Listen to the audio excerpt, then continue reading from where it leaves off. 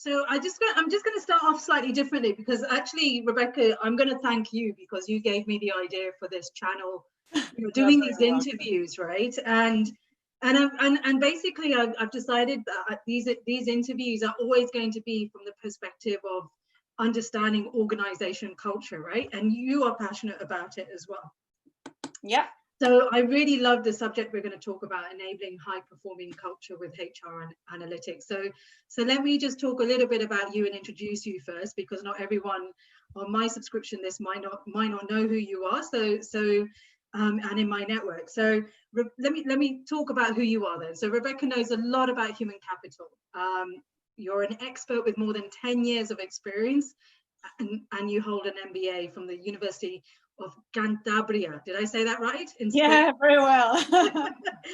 Rebecca has worked in a wide range of HR functions at operational and strategic levels, in recruitment, talent development, HR analytics, across different industries, including banking sector, for example, Barclays and BlackRock, technology such as Bloomberg, and in the consulting sector.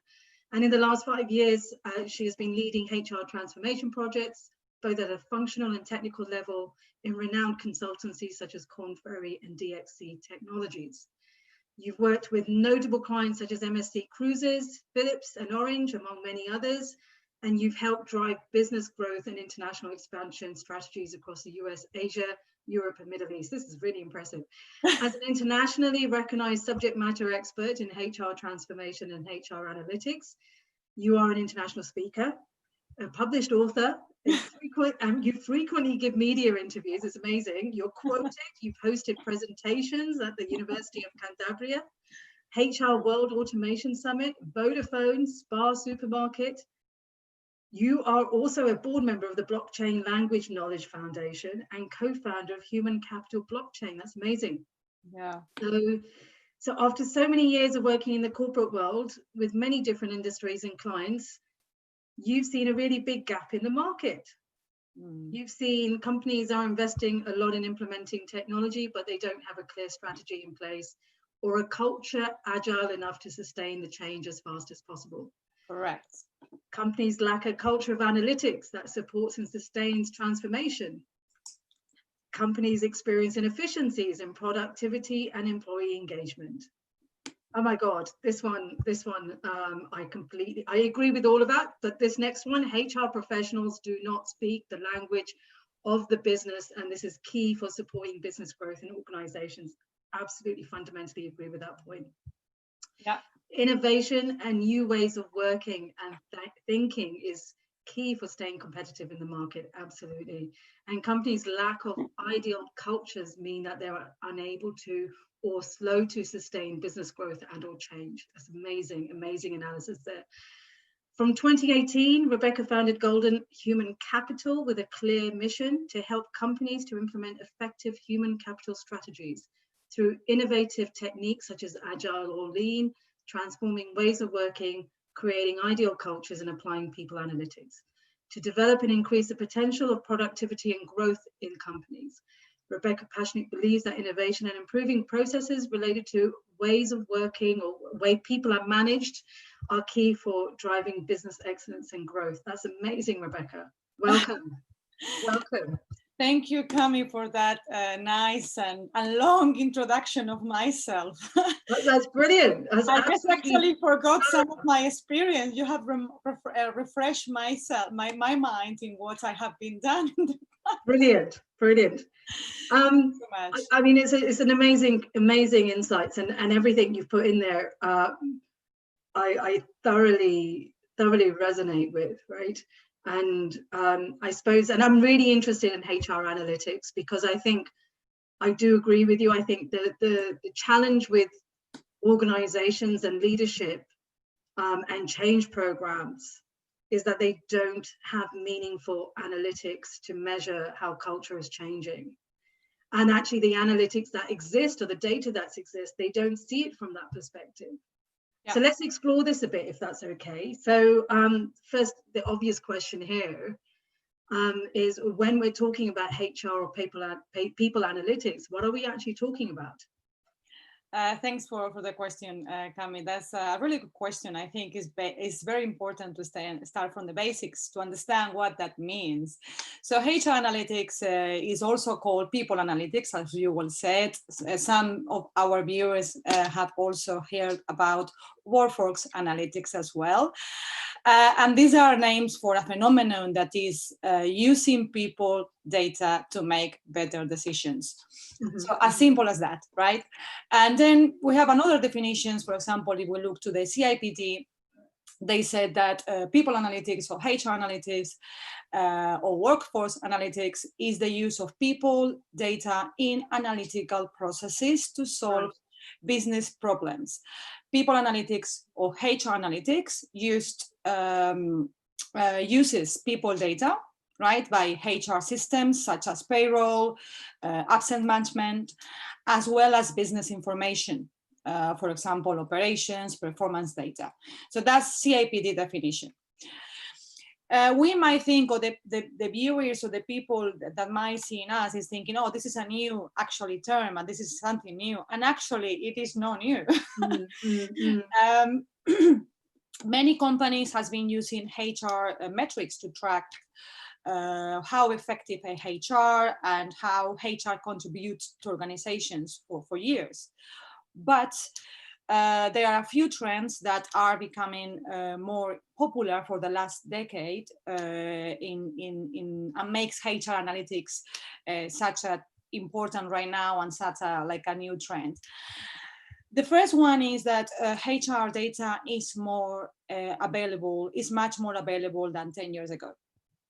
So of course, you know, we have been hearing, I guess, that HR function and industry is becoming more and more data-driven from the last decades. Therefore, it has been a little bit behind in comparison with finance, for example, other type of industries.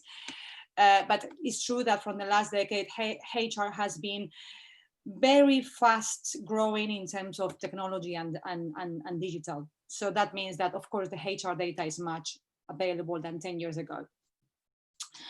Also, adding to this first trend, HR technology are capturing data on employees, and also the data is fairly easy to access right now that they used to be 10 years ago. Yeah. Right. A second trend is that there is an increase of analytical capabilities. And from my perspective, this is for two reasons. One, we have an increase, of course, of computing power. So again, not only HR technology as a whole is, you know, evolving very fast. I think we are not conscious how technology is growing and evolving. So the computing power now is relative more powerful than it used to be 10 years ago. For example, an average computer can now analyze 10,000 of records on a day.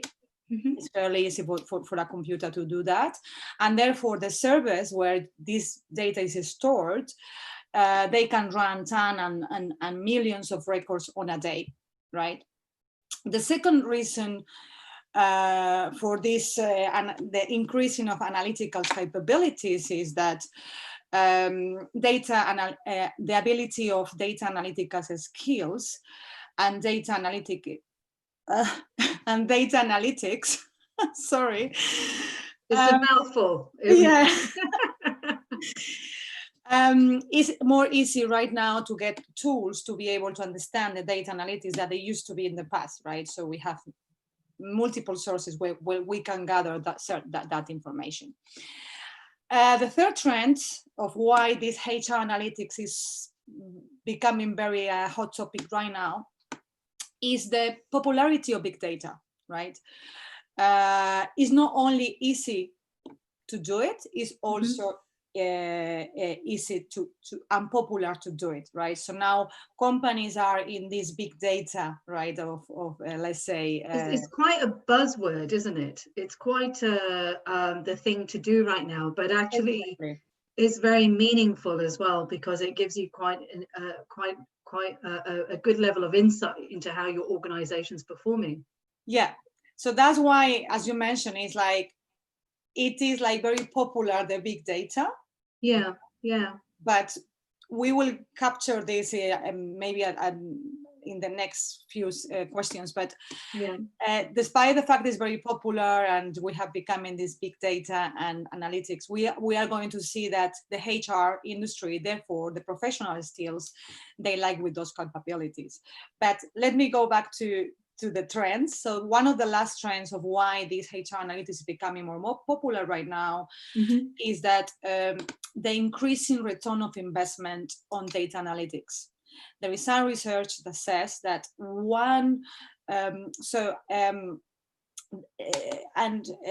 research says that the return of investment of business analytics, and this includes business intelligence, performance analytics, predictive analytics, has a return of investment of around $13 invested per dollar. Wow. So for per $1 invested, you have a return of investment of almost more than 13. I think it was 13. That's amazing. That's amazing. And this research is from Nutris Research, is the fund, is the source. They're doing this on a yearly basis, and each year this number increase. So we know that this number increase. So I guess these are kind of I will give you a good insight of what is people analytics and HR analytics and why right now is a hot topic, right? Yes, yeah. I mean, I suppose, that's a real good case for why companies should start implementing, right? HR analytics programs. What are in your opinion, what are actually the most important metrics here? Because, just if I can add to this, so my perspective is that if we want to have a workplace culture that is meaningful and deliberate and deliberately designed, and leaders are really conscious about it, and they're designing it meaningfully, they need to then have their metrics to enable them to understand whether they have the culture they want, they're aiming for, and they're performing in, they're delivering, their performance is enabled in the right way with the right culture. So what kind of metrics are we talking about? What's actually important to measure then? I think I will start from the why it's important to start implementing HR analytics, and then I will follow up with what could be the most important metrics to start with. Okay. So for me, the why we should do it, for me, is very simple. It's because we will make better decisions, and we know that humans are not necessarily that good on decision making. Agreed. Right? It might be that we don't run this into. It might be that we might want to run into the decision making by looking to the evidence and looking to the data, and that will allow us and enable us to have better to make better decisions, right? So I think that's the payoff. And then you might want to have a HR analytics program and enable this culture analytics in your organization as well, to know the overall health of organizations. So you want to know how your employees are performing, why they want to stay, why they are leaving, and you will also need to look at the external data, how your competitors are doing, what our clients want. So these are, I guess, a lot of reasons of why, I guess, companies need to start implementing HR analytics, that therefore is right now is easier in comparison with 10 years ago.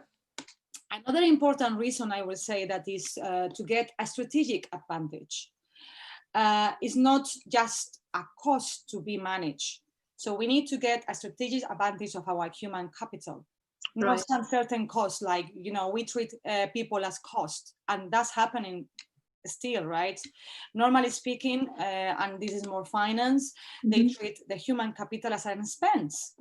And it shouldn't be that way. It should be as a strategic advantage that we need to be able to measure in a way that allow us to get better decisions, to get that return of investment of our human capital, right?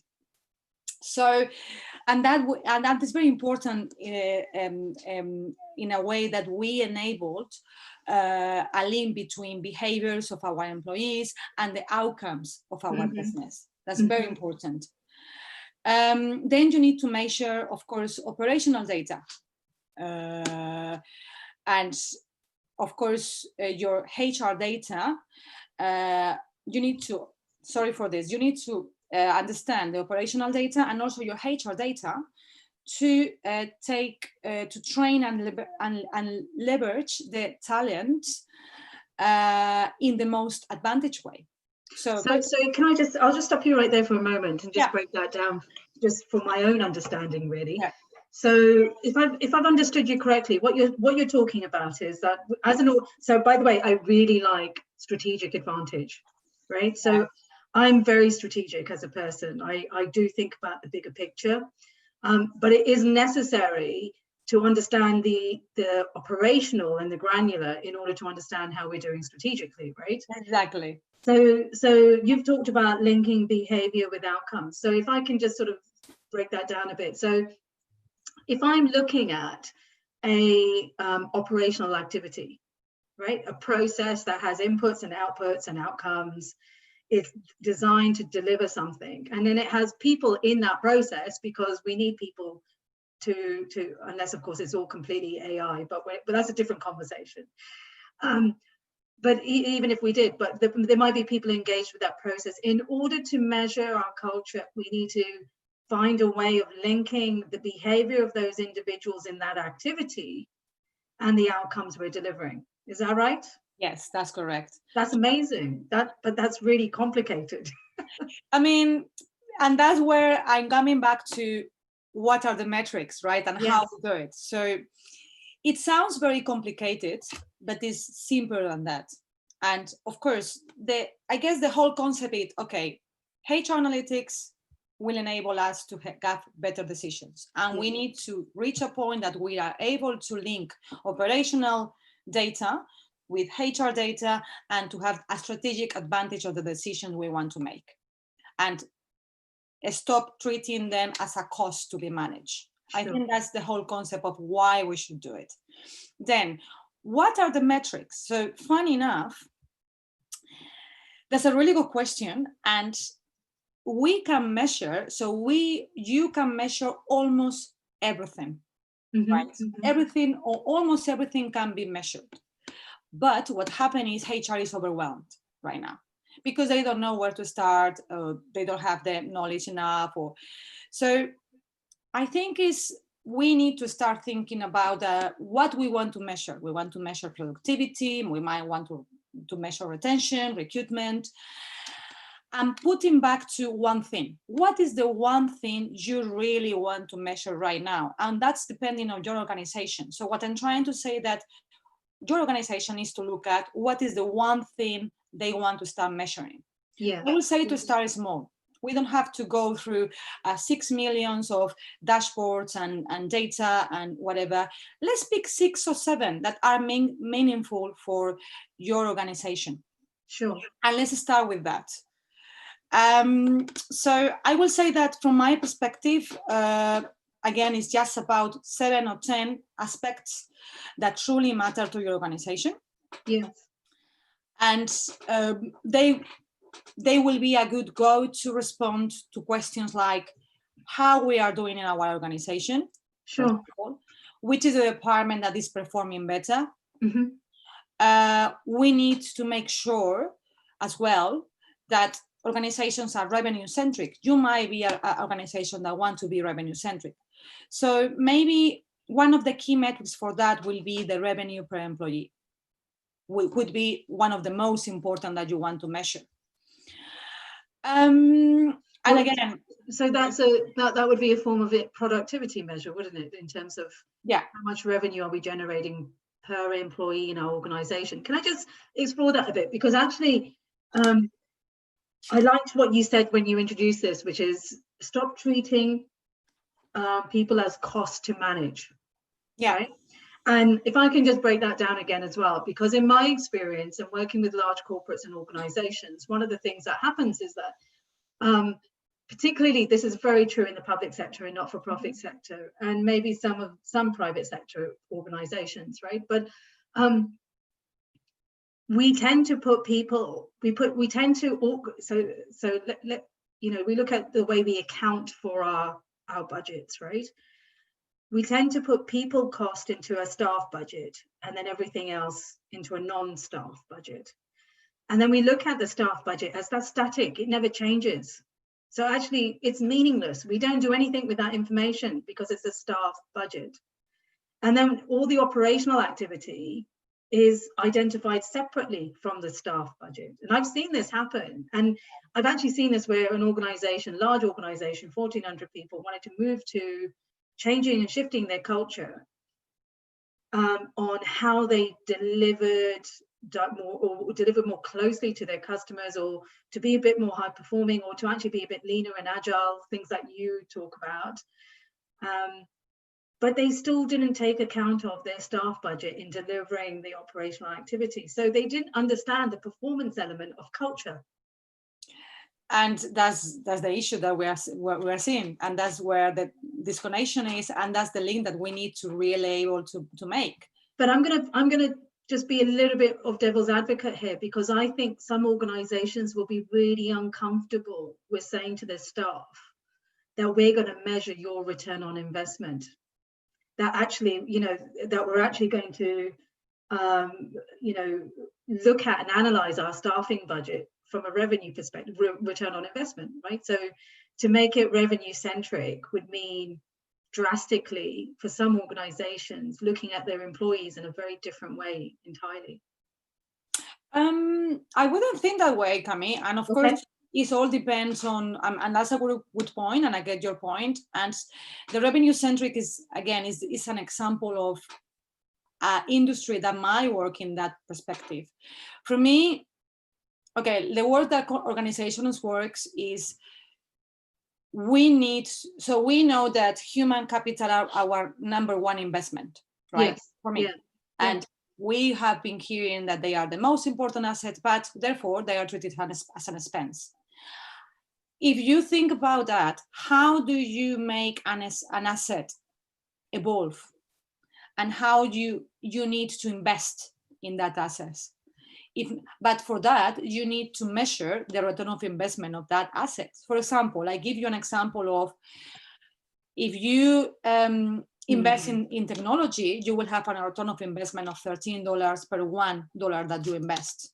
So that means that if you invest in your employees X amount of money in training, therefore, you will see that they will produce more, they will be happier, and actually they will have a return of investment that it will have a 20% of increase in your top and bottom line. This is huge. Rebecca, this is huge. Because, for a commercial organization, it might be language that they're happy with. But when you move the language into a public sector environment or a not-for-profit environment, that commercial thinking is not necessarily there. It's about employees. And I've just written down here, how do we encourage return on investment thinking in relationship to our most important assets? And our most important assets in an organization are our people. I think it's just to take out the cliche of that return of investment is just talking about money, and it's just treating this as a number. It's not like that.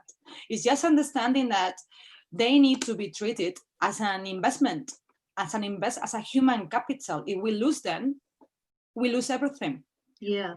Our competency advantage. It is proof actually that it is cheaper to hire internally than to recruit every now and then new staff. That means that, of course, everything is linked. If you have a high attrition, so your employees leave your organization, you might want to double check what you're doing wrong. It might be something wrong that you do in your culture, but for that, you need to understand your numbers, your analytics. You need to understand why it's happening. And you need to understand if you are generating or not, what are you investing on? So again, it might be that your employees might have a salary. You need to understand that if they are earning what they deserve, and actually maybe they need to earn more probably, because they are generating more return of investment and they need to be treated fairly in that sense. So I will say that this just to change the mentality of what is return of investment means, and just treat it as it will be for the health and the well-being of employees and the culture. It will enable that from my perspective. Amazing. I really like that. So let's redefine or define what return on investment means for our organization. Yeah. And let that help drive or influence the way we work. So our workplace culture. Yes, because for example, we see examples that, of course, as you touch base about public sector, private sector, non-profit organizations, of course, as mentioned before, the HR analytics, we need to double check what type of company you are and what are the analytics you want to measure. Maybe you don't want to measure the return of investment, but you still need to measure something. You might want to measure, the leadership culture or how the leaders are doing in your team, because therefore in the marketing team we have 20% of people leaving our organization every year. Yes. And that costs to our company X amount of money. So maybe you don't want to name it return of investment, but maybe you need to look at how you're doing well in terms of the health of your organization.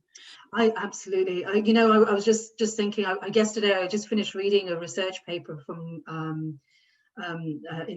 conducted in the Middle East, and they were the researchers were actually linking organizational culture to organizational performance at the leadership level. Yeah. And they correlated that there's a positive correlation between the two, which is why culture is important.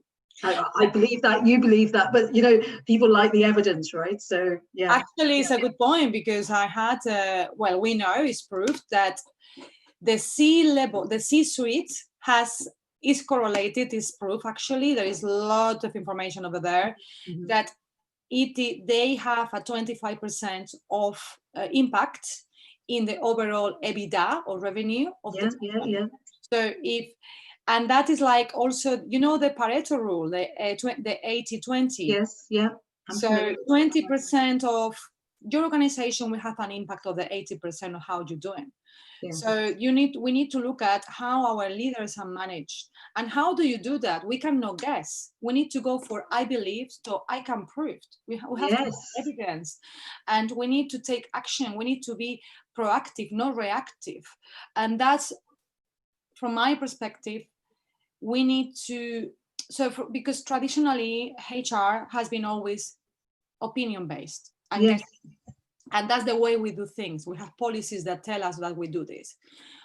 Honestly, I'm not a very big fan of policies, because what might work for you doesn't work for someone else. Yeah. When we talk about humans, what is also best practices? I'm not a big fan of best practices. What does best practices mean? Mm-hmm. We are talking about, again, a human, a unique person who has skills, behaviors, feelings, and ways of working, and they need to be treated such as. Gosh, you know what? So my training, as you're probably familiar with, is in the internal audit field. Yeah. And for nearly 20 years, actually, it's 20 years of helping organizations improve their policies and procedures. and there's, people in my profession are very guilty of being accused of increasing the presence of policies, or if you don't have a policy, you should have a policy. If you haven't got a procedure document a procedure. So I think all professions can probably do with listening to some of this. And it's really interesting, because I did read recently that actually cultures. So when we have a strong culture in a workplace, there is less of a need for procedures, because people intuitively know how things are done. Exactly. Yeah. It's crazy. Like that. My complete nature, but I get it. And I really get the fundamental of that. I'm not saying that it's not needed. I think you have to have like a certain regulation, like a certain law that allows that everyone to double check. Oh, when we get lost, okay, we go back to what we need to do or what we agreed before. But doesn't mean that we cannot change things, that we can be agile, flexible, and therefore we have evidence that says, look, what is working today is not going to work tomorrow. And why is that? Because we can prove it. And that's how we need to do it. It's only by HR, doing the HR analytics. Absolutely. So I mean, I'm sorry, I'm derailing us a little bit, but I do understand that there is a link between people and organizational outcomes. And I think we've been talking about how we measure that, right? So measure it meaningfully. Is there anything else around that space that, you know, people want to be aware of? Yeah, so yes, there is an absolutely link between people, organization, and organizational outcomes. And if there is no link already built, it should be that way.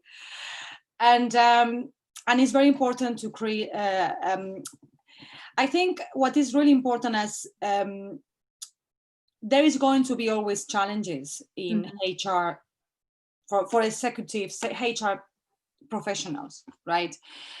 Many of the issues could be that they don't have access to the data, or the data is not clean enough, or they don't understand the data.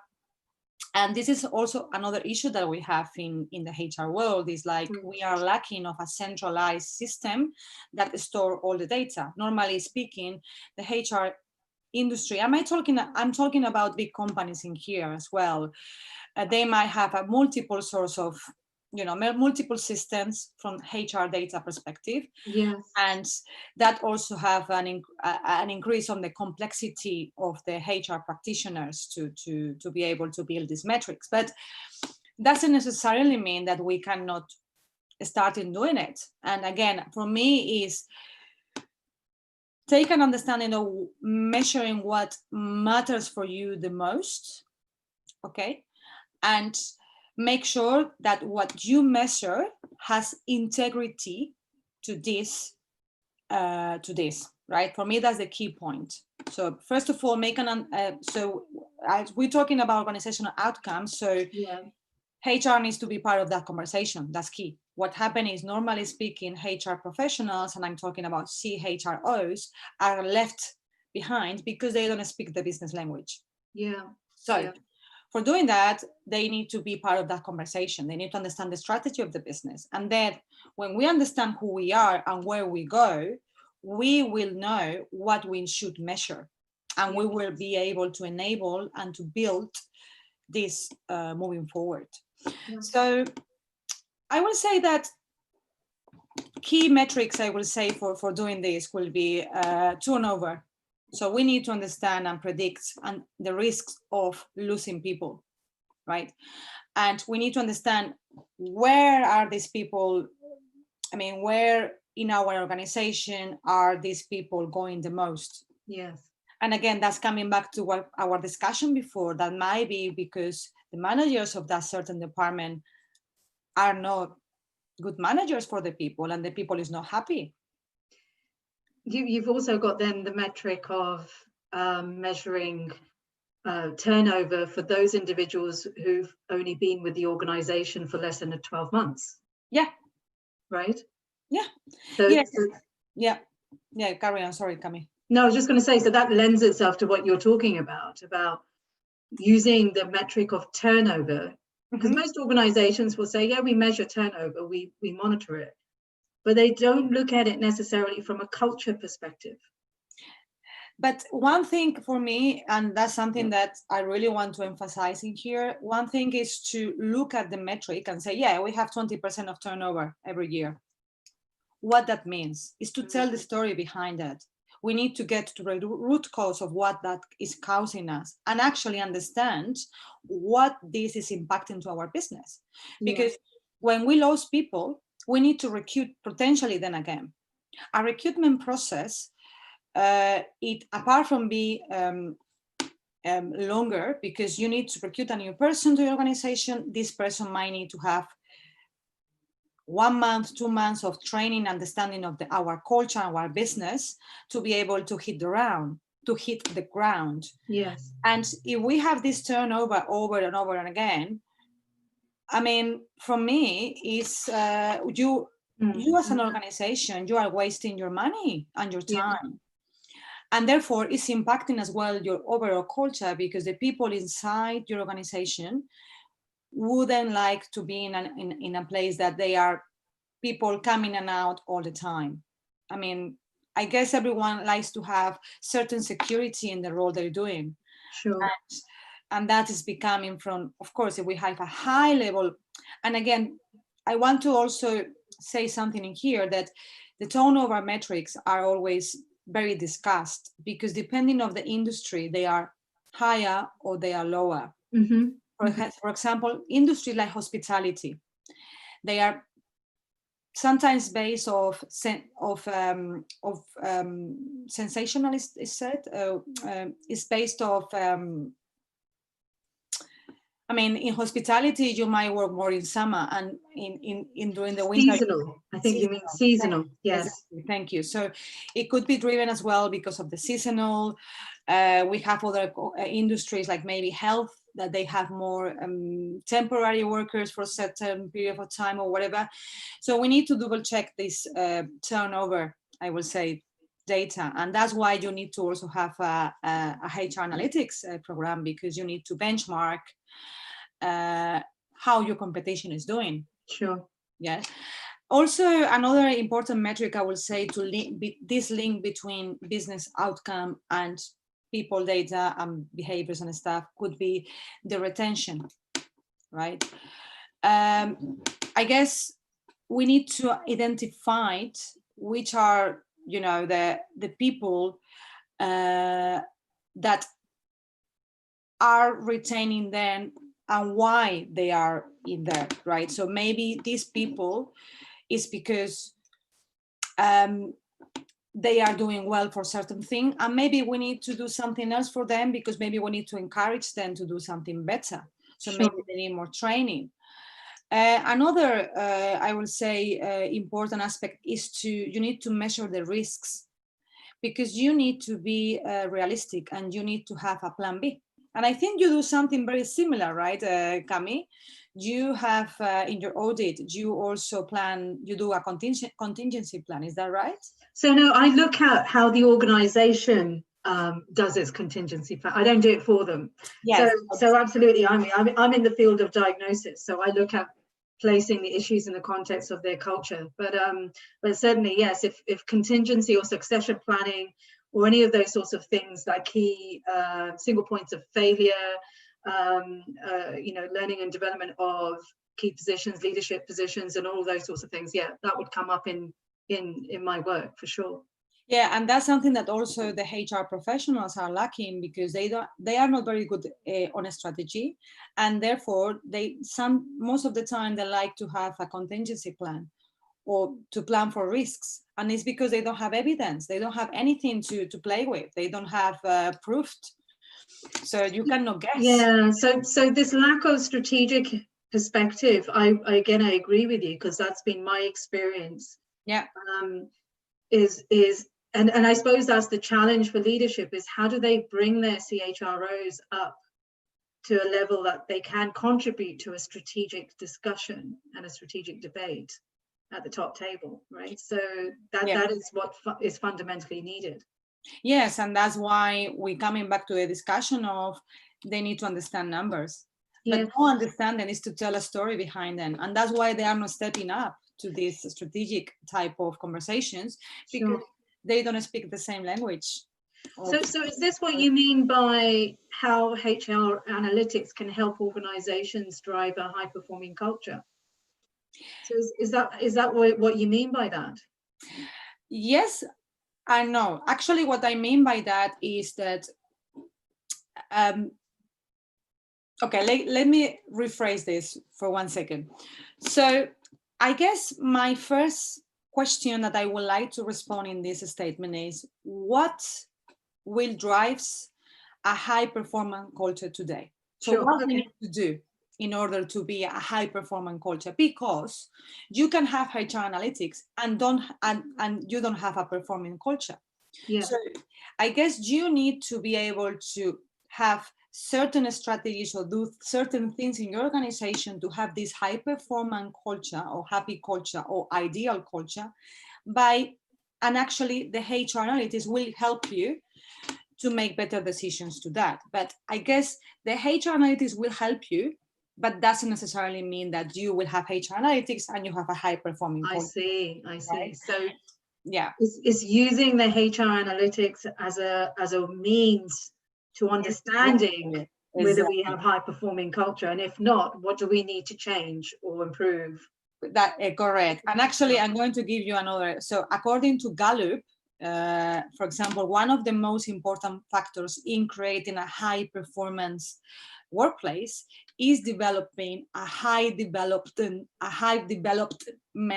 culture. So that means a high development culture, right? So that means growth your individuals. So you need to be able to grow your human capital, your employees, right, to be able to have this high performance culture. Is one of the aspects. And therefore, Gallup is saying as well that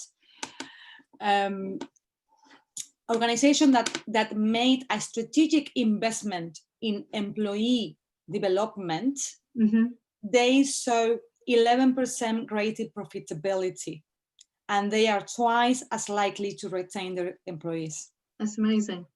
That's amazing. How we know that? Because we have the analytics to tell us.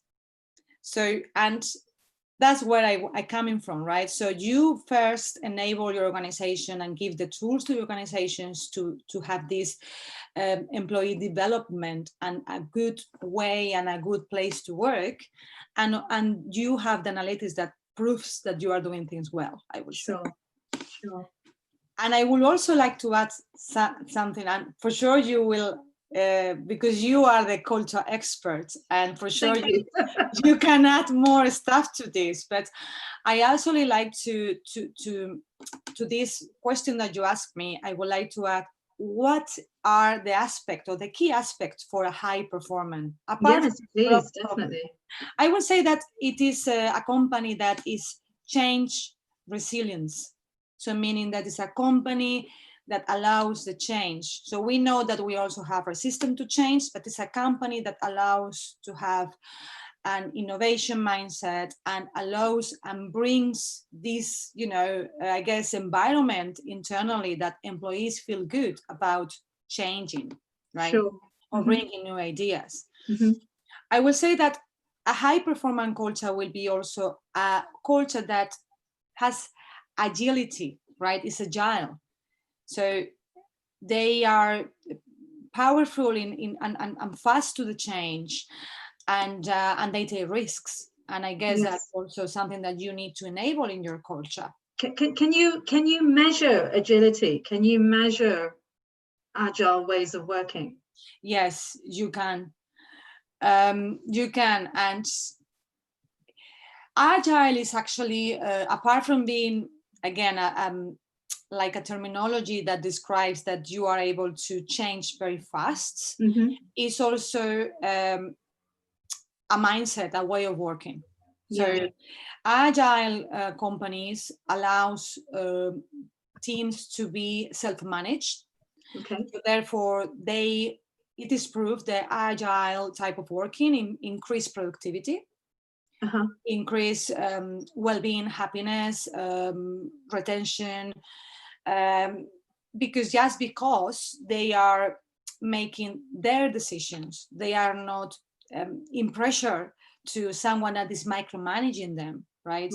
They are also happier and more engaged, because engagement actually could be another metric that it could give us a good understanding of agility.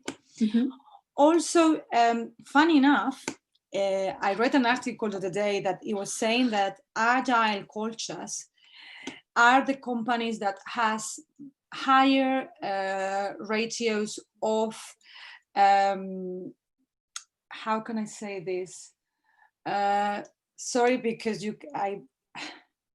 higher ratios of, what is the name for when you feel secure? Yes, to secureness. So, So security, so higher ratios of people feeling secure. yeah, because That's interesting. it is proved, and it's very interesting because I was actually listening to a podcast, and it wasn't an article. It was this lady in America. They did a research of Agile and how Agile enabled this higher productivity, and they was measuring this, and they have proved that, and it's true. For example, when you do tasks in a small time, so Yes. let's say that you have time box your day, right? Yes. You are more productive. Right. So when you have a smallest part and you know that you will be working for 20 minutes and then you will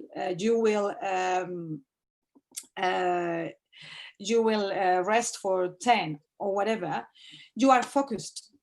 So it gives you more security. It's funny, right? Yes. But it is this type of thing. It's a mindset. What you're talking about is, again, a mindset. It's the way we interpret. So let me break that down. So agility, working in a more agile way, in practice would mean that people have more responsibility, potentially, are able to make decisions very quickly, are empowered to make decisions very quickly. Yeah. And most people in jobs with salaries like the certainty of being in a job with a salary. Now, obviously, we're the world today is very different, right? We've got a lot of people out of work because of COVID, and you know, in just the UK, we're slowly starting to open up. But it's you know, there's a lot of uncertainty. Yeah. So what you're talking about is interpreting agile ways of working from the perspective of certainty. Yeah. That's interesting. Okay.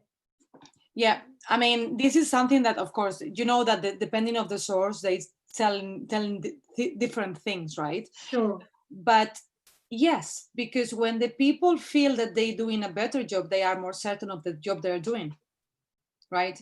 Like, it's true. Yes. I mean, when you have a certainty of, also, when you know where we're going as well, you have a strong culture, and you have an agile culture, and we know where we're going, we have a vision, a goal, and we work towards to that, you are certain that you are focusing what you are doing, right? Instead you're talking about purpose. So you're talking about exactly making sure there's alignment. So agile works, and you can measure it if it's related and aligned to purpose. Yes, because, and I put another example, imagine that you have a work that you do every day, the same thing. You might be not being productive because therefore you get bored. Yes. You don't do the work with passion, right? When therefore you have something small to do all the time, you are certain that you need to do it. There is a start and an end, and you know where you're going. Sure. You are, you know, it's funny, all these thoughts, but it is actually that. But again, it's depending of the company, industry, and that's why when we talk about analytics, we need to be careful of don't make an adjustment of it's always like this. No, it's depending of, again, culture, company, and that's why we need to make sure that we enable these metrics to benchmark. So it's very context specific. We have actually, I don't know you have heard, but we right now in the HR industry, we have a new international standard for HR metrics, which is the ISO 30414. I have heard of it. Yes. Yeah. So these type of standards enable organizations to have an international truth, let's say, of how we benchmark our organization with others with the same type of metrics. Interesting.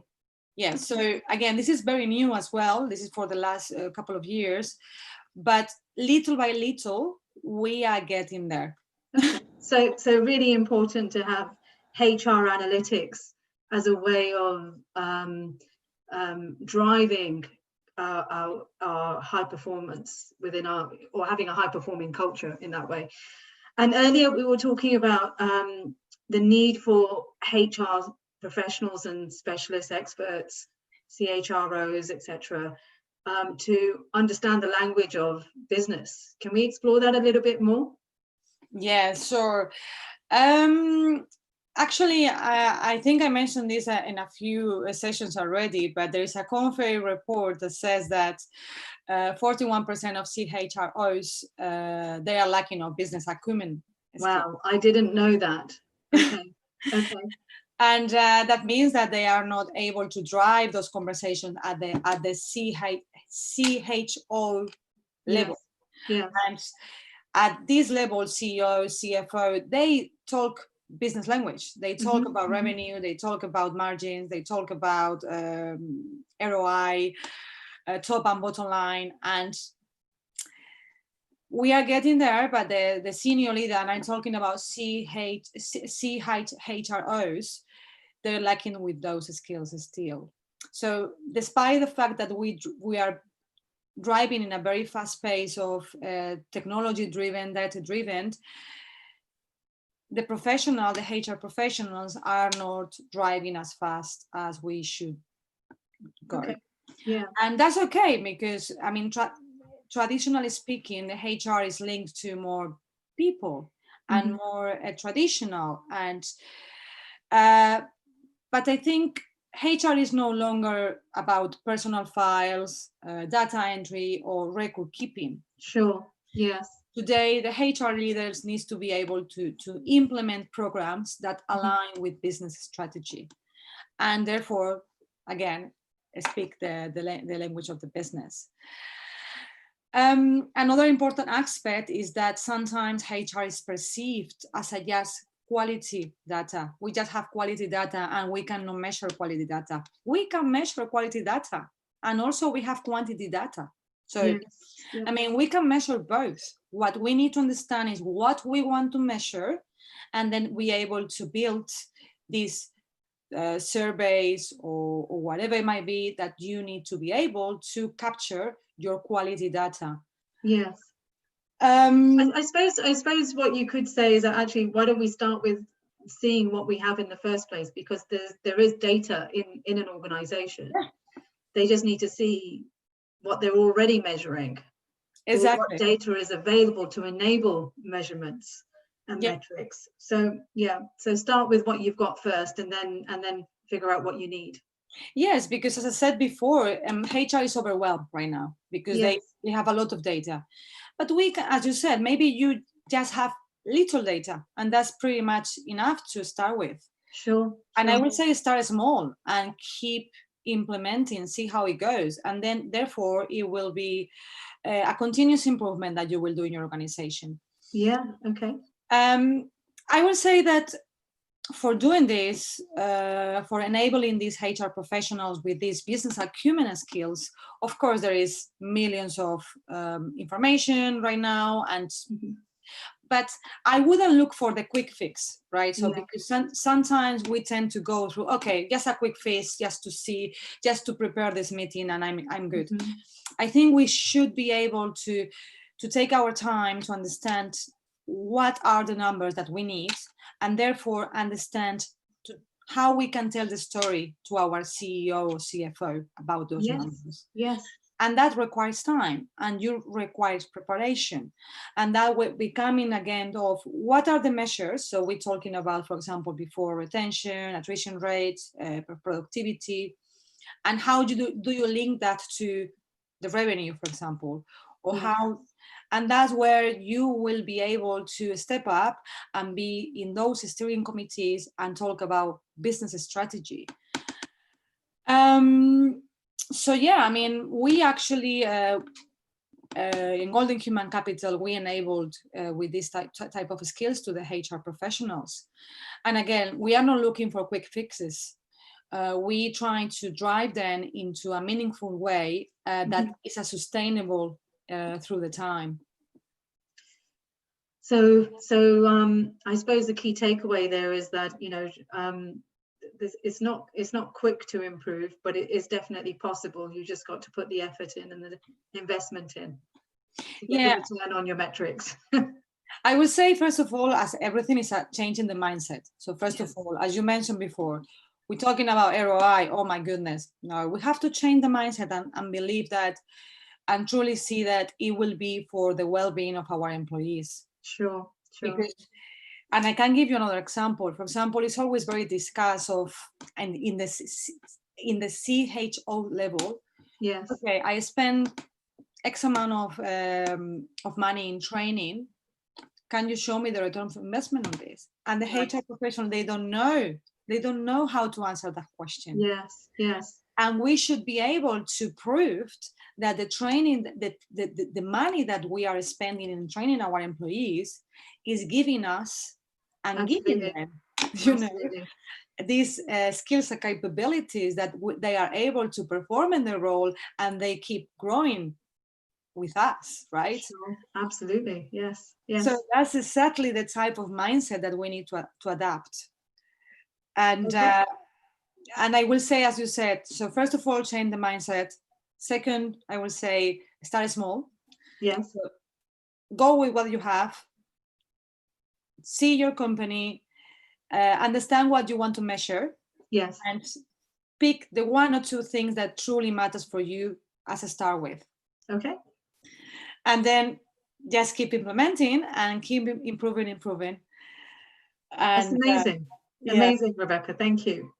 So if people want to know how to find you, contact you, get in touch with you, what do they do? Yes, so they can find me in any type of social media. I'm Rebeca Fernández. I'm on LinkedIn, Facebook, Instagram, but then also they can search to our website, which is www.goldenhumancapital.com. And I'm being more than welcome to know everyone who wants to know more about HR analytics. Brilliant. Thank you. So I'm just going to end it there and just say to people who are watching this, if you've enjoyed this conversation, do send us comments or questions, and I'm sure Rebecca will answer those. And if you're looking to get in touch with her, you will find her on LinkedIn. I can attest to that. She's very active on the platform. And don't forget to subscribe to this channel so you can hear about more live interviews and other videos that I put on. Take care, everyone. Thank you. And thanks, Rebecca. Thank you, everyone. That. Thank you for having me, and thank you, everyone. Welcome. Thank you.